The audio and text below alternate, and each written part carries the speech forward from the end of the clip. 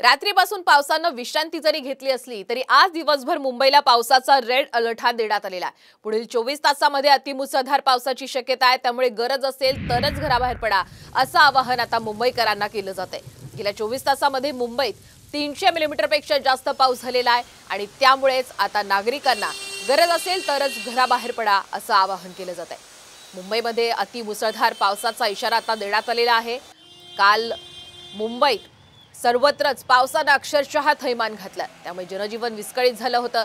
अनेक जण पावसामध्ये अडकूनही पडले होते। आज पुन्हा अशी परिस्थिती येऊ नये म्हणून मुंबईकरांना आवाहन केलं जातंय, अति महत्त्वाचं काम असेल तरच घराबाहेर पडा।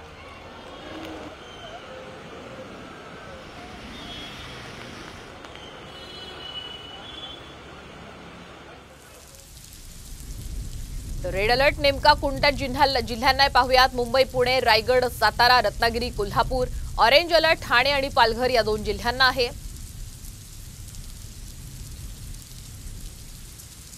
पुढचे 48 तास अत्यंत महत्त्वाचे आहेत, कारण मुंबईला रेड अलर्ट जारी करण्यात आलेला आहे। अतिमुसळधार पावसाचा इशारा आता देण्यात आलेला आहे। त्या अनुषंगाने प्रशासनाने सुद्धा आता अलर्ट मोड जारी केला आहे।